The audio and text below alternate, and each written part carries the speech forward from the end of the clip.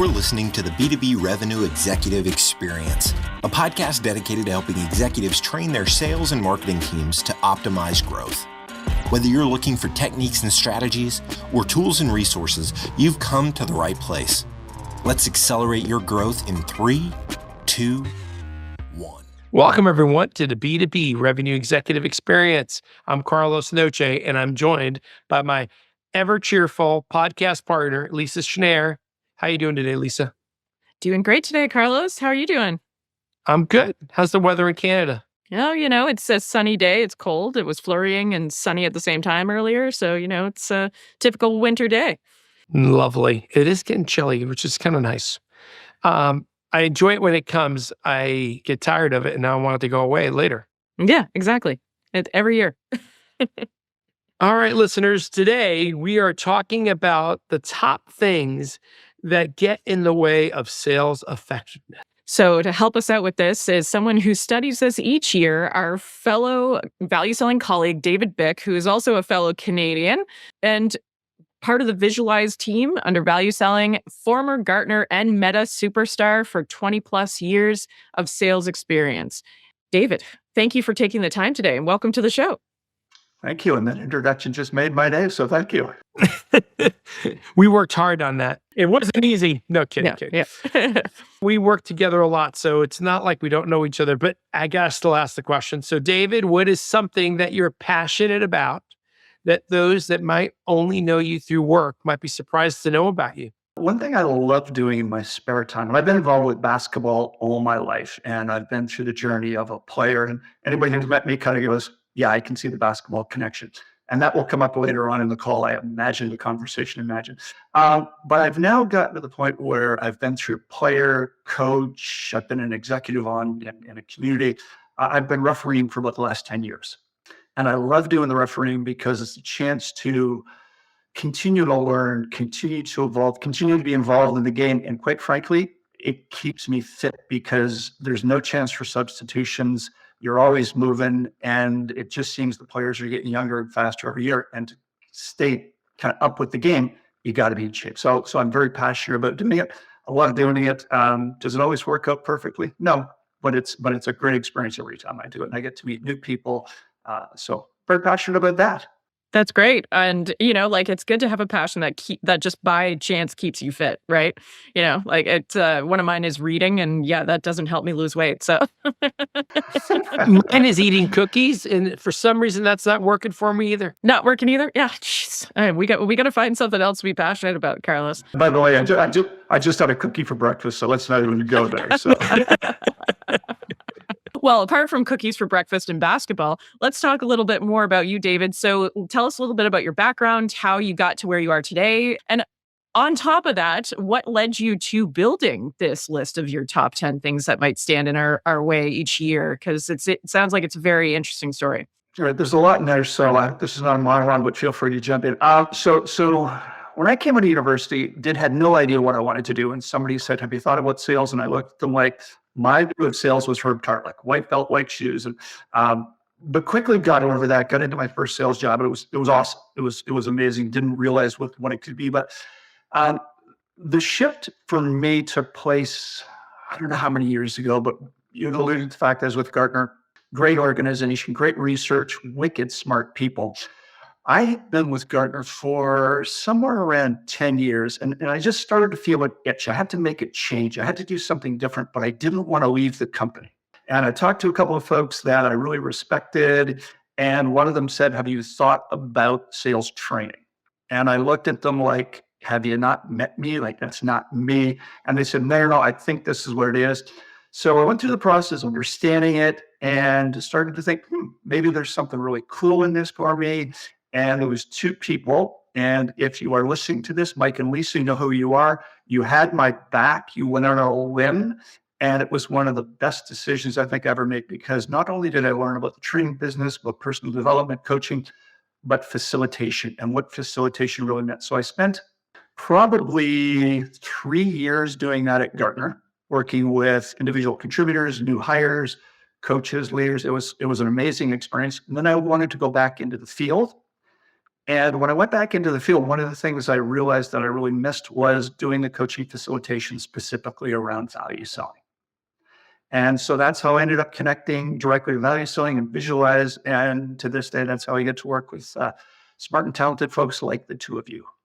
Amazing. When you, to just diving into the second, I know I hit you with like 3 different questions, but the second part of my question. So you've got your top 10 things that get in the way of our sales efficiency and effectiveness.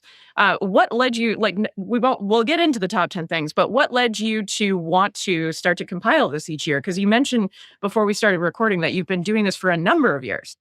Yeah. So it comes down to 2 things. One was just what we do, and another one was an observation that somebody led me to. So first thing is we spend a lot of our time coaching, facilitating working sessions with sales managers around being more effective, more impactful, and more productive. And it comes down to, in kind of my experience and our experience, is that the foundation of all this is the conversations and the messaging that we present. So how we talk to folks, how we bring across our message. That was one, because that's where we spend a lot of our time, and it's the kind of the power of human dynamics and all that good stuff. The other thing was a model that was introduced to me, and I think it was Liz Roach, who you both know, who is wonderful and talented and smart and just a lovely person. But it's called the Johari window. I'm not sure if you're familiar with it, but the Johari window really connected to me and what we normally do in the course of our day. Let me explain the Johari window, because and there's a lot of models out there. This one just really landed with me. And it's created by 2 guys, 2 psychologists, Joseph Left and Harrington Ingram. So they took their first names, Joseph and Harrington, and go Johari. Okay. It's been around for about 60 years. But what it does is it gives us a bit of a view into our soul and into what we do, why we do it, why we don't do things. And I'll explain it this way. Think about a quadrant.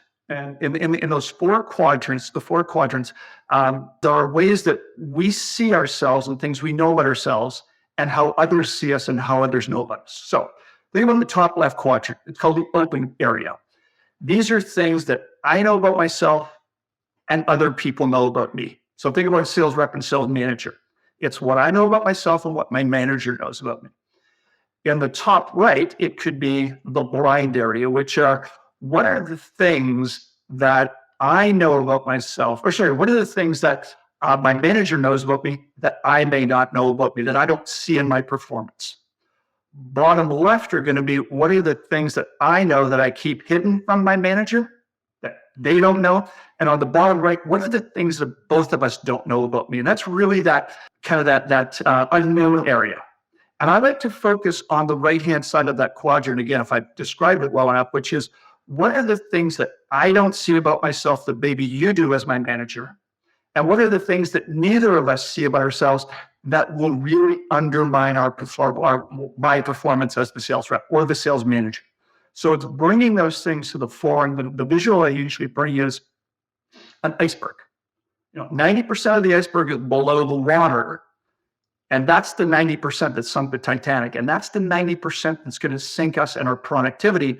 Or if we turn those into strengths and expose those, that can really help us accelerate our performance and productivity and hopefully satisfaction in the job and achievement and all those good things. So, Lisa, long answer to a short question, but those are the 2 things. What we normally do in the course of the day, and this thing called the Johari window, which for me has really changed how I think about kind of that human dynamics and what we do and why we do the work, maybe why we don't do them.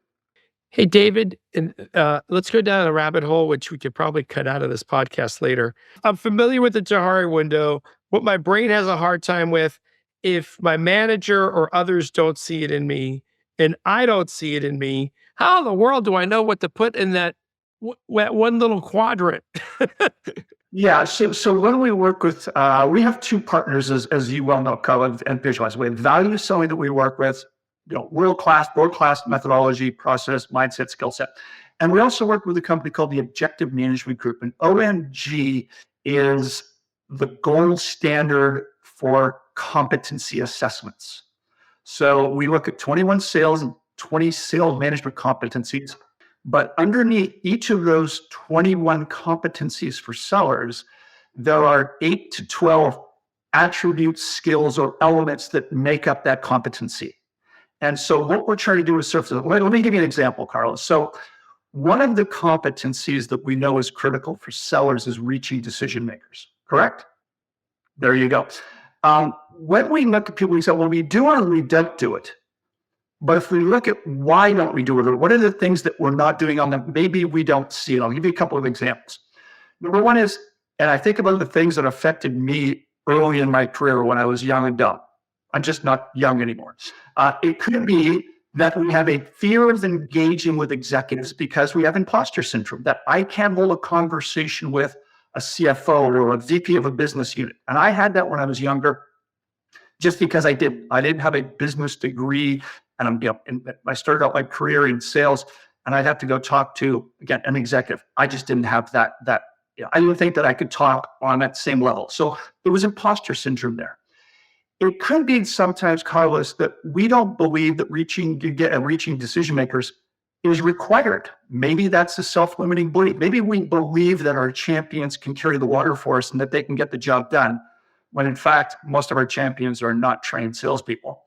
It could be that we have an overarching need to be liked. And if we need to be liked, that's going to cause us not to do some of the difficult things we need to do, like push our champions, work to get around towards, to get to the decision makers. So that's 3 of probably 8 or 10 things that are underneath reaching decision makers. So one of the things I love to be able to do is to be able to expose those things during conversations. When we do studies on this, we do surveys on it, but to be able to bring this forward to people, and if people truly have an open mind when they go through these, it could be a huge catalyst for them. Because I'll tell you, when I was young, we had this idea of imposter syndrome or my need to be liked, and I probably still do have that. And I find sometimes when I'm refereeing basketball, I'll try to engage the fans or the coaches. I'm trying to make myself more human, but we always want to be liked. Right. So we think about those things.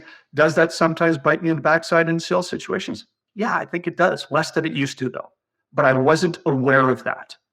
So again, long answer. I hope, Carlos, does that help kind of bring a kind of a day-to-day to it? It does. So it kind of makes me think like it's, there's other tools like the OMG assessment to help you identify the things that you and others don't see in yourself. Now, one more question on this thing. So I've done all sorts of assessments along the way. And one of the things, and you kind of even alluded to it, is I always hate if the assessment kind of pigeonholes you. So let's say you do an assessment and you don't meet all the competencies. And some of them, the reality is you once you're aware of things, consciously or unconsciously, you can change yourself. People that are introverted can be more extroverted. People that are extroverted can find ways to do things that they didn't know they could do, because it's a kind of learned behaviors over time, right? You said it earlier. Hey, there were things that you had in the past that over time you changed and developed. So my point being is, when you do an assessment, OMG being one of them, how much of it could be, hey, this is just the way you are, versus, hey, you could change. So I think there's another part of the nuance here, Carlos, is we always have to acknowledge that everything in that assessment might not be 100% perfectly accurate. It could be when you took the assessment, you were in a bad mood, you were rushed, the dog just peed on the carpet, you had a cookie for breakfast and your biorhythms were low, whatever it is. But part of it is to acknowledge that, and the way I describe this to folks who do it is, look, you're going to get the assessment back, and I'm going to ask you to look at it 3 different phases. One is take it, do a quick glance at it, because you're going to agree with some stuff and you're going to call BS on other stuff. And it may be BS, it may not be BS, but do a quick kind of scan. Put it aside for a day or 2 days, a week, or whatever it is. Read it again in a little bit more depth. Be a little bit more open-minded. Because then you'll probably, this is the sense when I first did this, I looked the first day and kind of went, what do you mean I'm terrible at closing? I'm great at closing. Look at all the stuff I've done. Guess what? As I read it the second time, I read what caused the survey to say that. And then the third time, I say, leave it another day, week, whatever period it is, and read it in depth. And usually what folks will come to realize is, there's some truth in this. If some of the things somebody looks at and kind of goes, no, this is not me. That's fine. But if you can take 1, 2, maybe 3 things out of this that are going to help unlock some hidden potential, I think that's huge. And literally, Carlos, that's what when I read through on the closing piece, and being with Gartner is a great company. But when you're with a great company like that, some of your sales skills will atrophy. Maybe closing. Now, closing is also the culmination of having great process, great technique, great tools. So I had to come to learn that, okay, if you're trying to be a great closer, you don't need it as much maybe in enterprise sales if you've got a great process and great technique, great tools, as you do if you're selling cell phones in a kiosk in a mall, right? So it's fit for purpose as well. So it's the context of when you take it, knowing that not everything is exactly correct. That some are going to be indicators, some are going to be spot on. And for me, there were 2 or 3 things that I just looked away. OMG. And I don't mean objective management, but oh my God, I just didn't see those in myself. And it's gone a long way to help me improve my performance and be more self-aware. And I go back to that actual report probably every 6 months and kind of go, okay, what do I remember about myself and what do I forget about myself?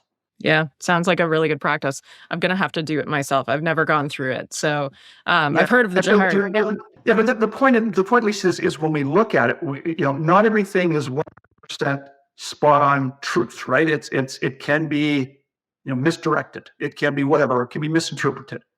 But you got to look behind the surface. No, below the surface, behind the surface. Yeah.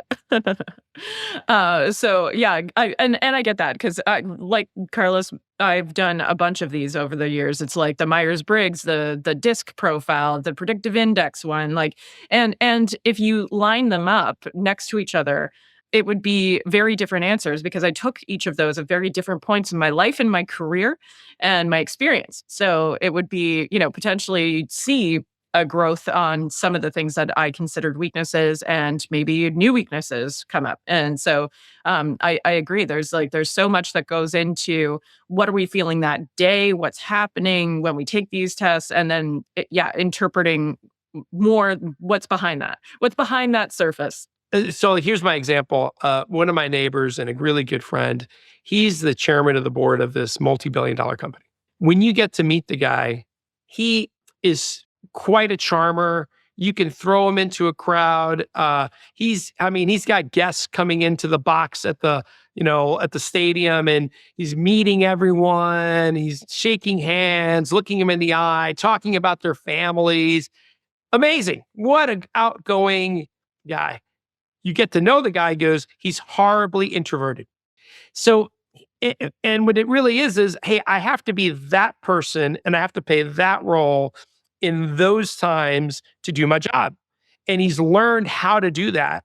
And then he's also learned that it's exhausting and he's got to turn it off and create time for himself over weekends just to recharge so that he can do it again. So that's why sometimes on these tests, as I kind of feel like it's going to say one thing, and I feel like people might feel like, oh my God, I'm going to be pigeonholed. This is who I am. But I think you could be a lot more if you're willing to adapt. Yeah, and Carlos, a big part of what I think you're alluding to there is just that self-awareness. Yeah, and oftentimes in that bottom, the hidden area, there's just things that nobody sees over the top right where I don't see it, but my manager does, and maybe doesn't want to bring it up. So I think these conversations are critical to have. I'm fortunate that I've had 3 or 4 really, really good mentors in my life.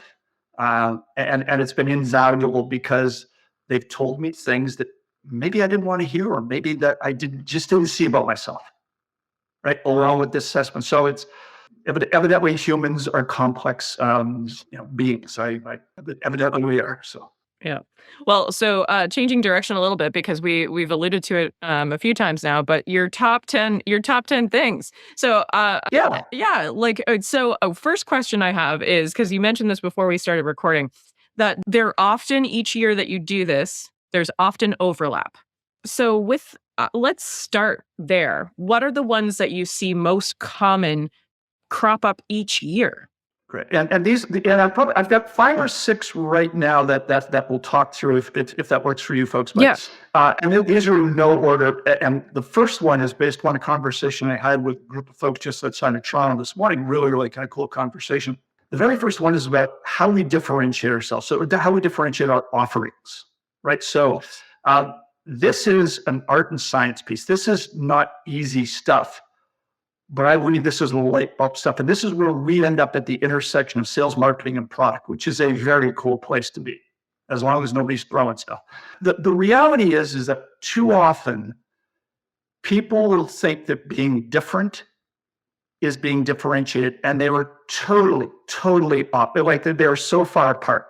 Being different is one thing, but truly understanding how you differentiate from your competitors, from alternative options, from customers doing it themselves. The ability to differentiate is really, really different. So when we think about the approach, and I'll give you an example. I think, Lisa, we may have talked about this example before, but the approach is really helping organizations understand what sets them apart and how do you articulate that in a non-product specific way? Because we don't want people pitching product, right? We want them talking about the capabilities. And what we then do is we reverse engineer that into the problems that we solve for specific personas that they can't solve for themselves or the competitor can't solve for. That is differentiated value. If somebody can agree that you solve a problem that somebody else can't solve, they can't solve for themselves, there is a ton of value in that. But that truly understanding what differentiates you and getting in a way that somebody will quickly understand is critical. And I channel this Gartner analyst by the name of Hank Barnes, who always says, lead to your differentiators, don't lead with them. So the example I'll give you, Lisa, and you've seen me do this before, but the whole basketball thing, I am probably taller than, 93% of the population out there, if not more. That makes me different from you, Lisa, the fact that I am so tall. But it may not provide any value in the context of what we're doing right now. Literally, my height has no value in this conversation. It makes me different. It doesn't differentiate me. If I'm stocking shelves with you and there's stuff to be put on the top shelf, it's a massive differentiator because it's something that you would need to go through hurdles. You'd need to get a chair, step ladder to put stuff up there. It would cause you grief. I can solve that problem for you. But in the context of this conversation, it doesn't. What I am differentiated in this conversation is I've got a certain amount of depth and I've got a certain amount of experience in those assessments that we do. That can differentiate me in this context.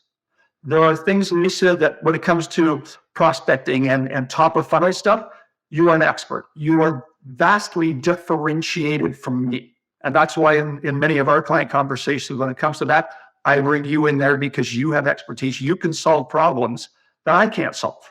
So you're totally differentiated. So this ability for companies to understand and message appropriately to the target audiences is huge. It's difficult.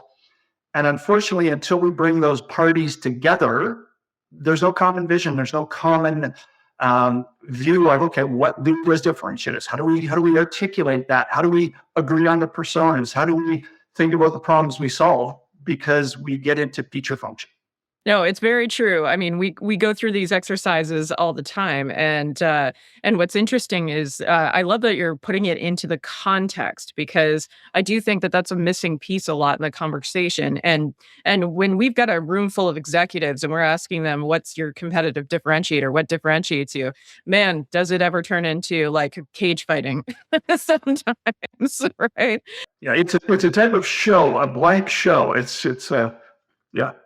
Yeah. And people can get very wrapped around the axle of like, does this make us different, or is it a combination of things that makes us different?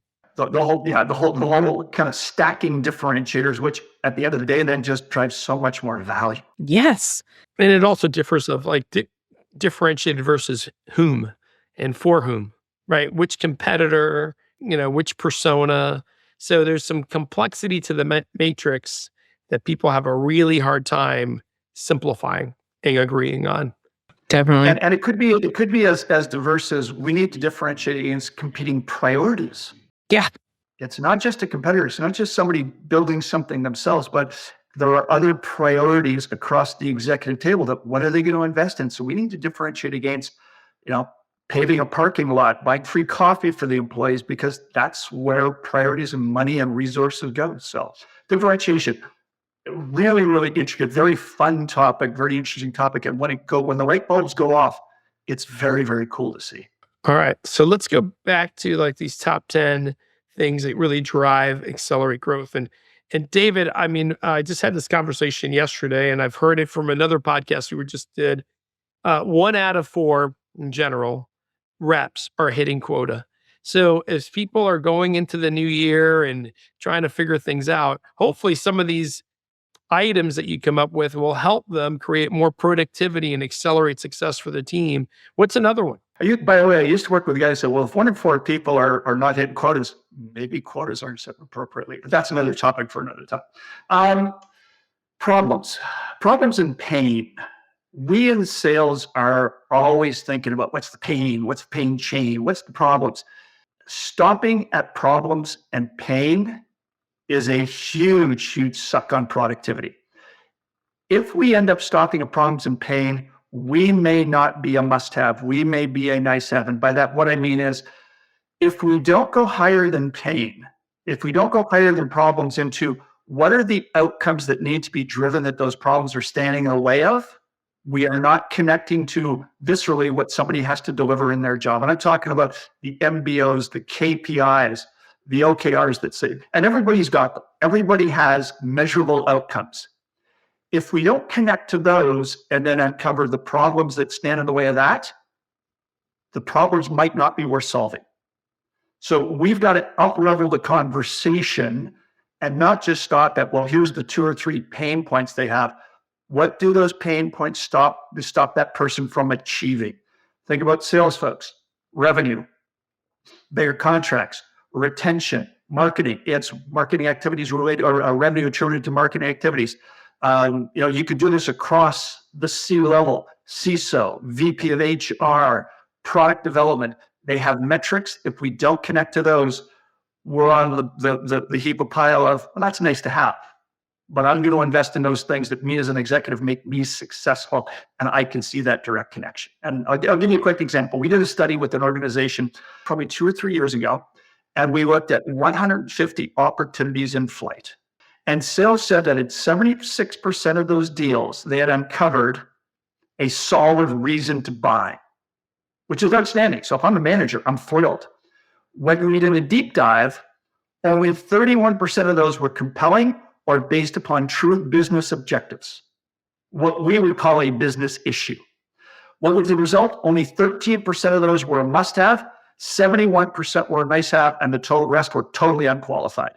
Wow. So salespeople, happy ears, rose-colored glasses, whatever it was, but they were focused just on the problems. They weren't focused on critical problems that stood in the way of achieving business outcomes. So that to me is number 2. And we get so wrapped up in, sales always talks about pain and problems. We got to go higher than that. We got to go bigger than just that. Yep. It's David, you and I did an SKO for VMware years ago. And in my session, I was teamed up with a CIO. And one of the things he talked about is, look, if you're going to come talk to me at my level, come talk to me about problems at my level. Because if you're going to talk about lower level problems, I'm just going to push you right back down to those folks that I pay to address those. So, great point. And, it's one thing to uncover a reason for them to change. It's another thing to uncover a reason for them to change now. And that's kind of what you're getting to, right? Yeah, what are those higher level business drivers, issues, objectives that you can hook your project to that creates that urgency of something that you got to do something about?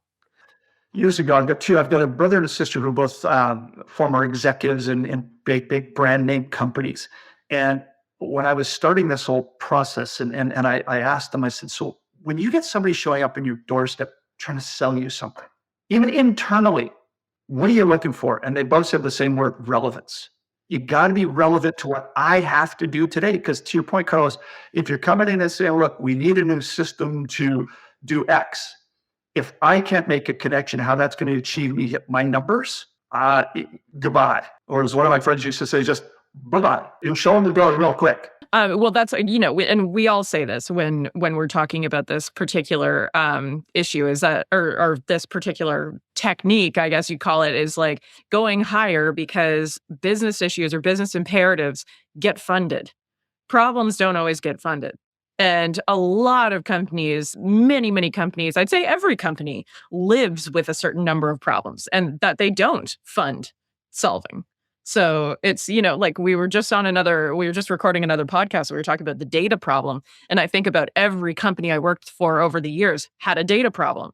And that for like, and most of them, with the exception of the last one I was with, did not fund solving that problem. It was like, well, if you're in the record and you see that it's wrong, just to update it. Yeah. So, like there was not an actual fund for solving that problem, even though it is a productivity suck, even though it definitely takes time to figure out what is the right phone number, what is the right record, what is the right account I should be working in. There's duplicates and all these things. And I feel like a lot of listeners right now are going, yeah, because we've all worked in a CRM with terrible data. But that is the perfect example of a problem that doesn't get funded. Yeah. So yeah, you got to go higher every time. That's really good point. And so we'll go to a number 3. What's a number 3? So let's take a different kind of role here. So we're talking with sales managers on coaching. So coaching is something that, again, because I spend a lot of time coaching sports, I now I'm in the position where I get to coach younger basketball officials, not coaching the right things and not coaching enough.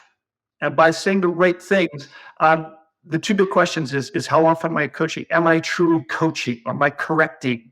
So we have to separate. Too often people will say, well, I do coaching during deal reviews. Totally different scenarios. There is coaching opportunities when we do deal reviews, but that's not coaching. Coaching needs to be set aside as a separate kind of moment in time in the week to be able to elevate the individual, challenge them, make them more productive, talk through the Johari window type stuff. That's those types of conversations that need to happen. What does the individuals need to see to improve their performance? And it's got to be sustainable. So David, it's funny, not funny, but we were all in the same boat. So when you talk about coaching, I've been doing a lot of leadership coaching lately. And I don't mean to offend anybody that's listening to this thing, but one common theme I'm seeing these days is this lack of ownership and accountability to develop your talent. In other words, we talk about, frontline managers have the hardest job. I get it, right? They're trying to learn a new role, which is leadership, when they used to be an individual contributor.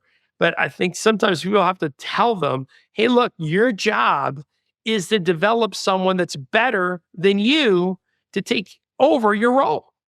And so that you can move on to your next one. And I made that comment to a young leader and he goes, Carlos, it's very logical, but it's also a little bit scary. And I go, I get it. But you got to face that fear, because the only way you're going to develop your skill set to get to the next, you want to leave behind your leaders that are better than you were. There's a guy, Carlos, that I look to him as a basketball coaching mentor, and people in the Ottawa area will know the guy, John Scobie. He's a legend. He's the guy. He's always kind of the Wizard of Oz behind the best coaches. And I wasn't one of the best coaches. I just had access to the guy. So we sat down probably over a beer, imagine that.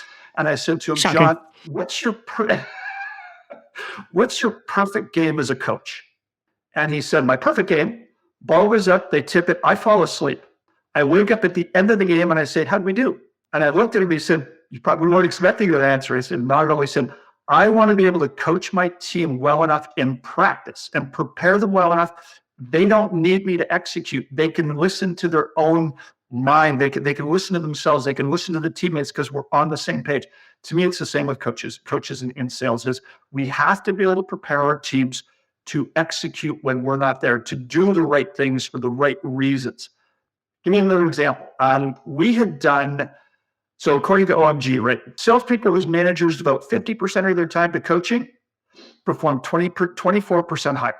So managers just doing what a manager should do inherently gives you a 25% bump in your teams. Now, we did a study, I've done a couple of these, and they tend to be very consistent in terms of what people are coaching to. and how often they're coaching. And in one case, an organization I worked with, it turned out that 33% of the time coaching was ad hoc or when asked. And the coaching topics were usually technical, pricing, or proposal help. And to me, that's not coaching. That's instruction. That's managers doing what they were really good at, Carlos, to your point. It's what they were really good at as salespeople. Give that to somebody else. Let them figure out pricing. Let them figure out coach them on how to be better. So to me, it's just this acknowledgement about what coaching is, what it isn't, and is it part of a daily cadence? And oftentimes we get busy, we get quarter end, we get month end, we get year end. It's like, okay, we'll do it tomorrow. Maintenance work. You put on maintenance work on your vehicle, and you end up with no oil in your oil pan, and your engine seizes. And what do most people leave companies? Because of their managers. So that's number 2 for me, is coaching, not coaching enough, or not coaching the right thing. Again, it's that coaching to sustainable improvement. Perfect. Well, then to sum up for our listeners, David's top 3 things that are going to stand in the way of your productivity and effectiveness are differentiation for context, not going higher than the problem and connecting to a true business imperative, and coaching. So listeners, those are 3 things you can take away that are actionable, that you can try tomorrow, starting in the new year, whenever that is. When you hear this podcast, go into work tomorrow and think about those 3 things, because they will drastically change your performance. David, we would love to keep talking to you all day, because, we don't get enough time to talk to you. So, however, I've got a question for you that we only ask people that are really, truly special on the podcast. Wait a minute, I'm not sure I like where this is going. You might not. But for our listeners, something that you took a misstep on or made a mistake with in your career or your personal life that you truly learned something from, that they might be able to learn from your story about it. You know what? It happens almost every day. We make these little mistakes without being cognizant of what's going on. I actually had one a couple of weeks ago in a basketball game. I was refereeing a basketball game, and it was around communication. Oh, yeah.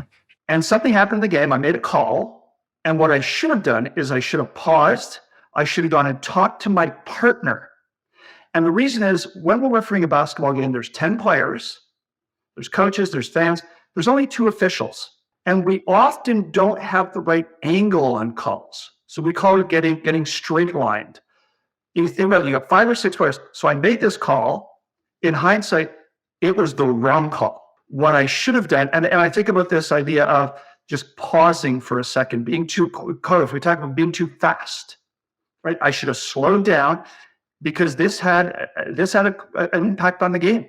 But I should have paused. I should have walked over to my partner, and I should have said, hey, what did you see?